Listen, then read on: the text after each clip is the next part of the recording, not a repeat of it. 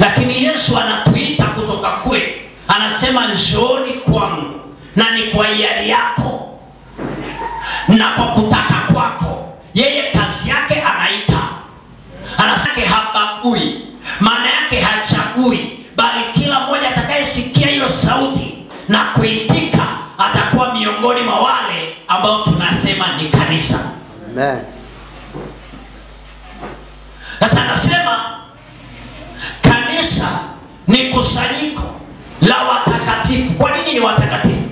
Ni kwa sababu ili uwe kanisa lazima ukubali kutakaswa, lazima ukubali kuoshwa. Tumesoma hapo, anasema waliotakaswa kwa damu ya mwana kondoo. Lakini anazungumza pia, anasema Yesu Kristo hapo alikuwepo tangu awali, lakini zama hizi ndizo zama ambazo amefunuliwa ili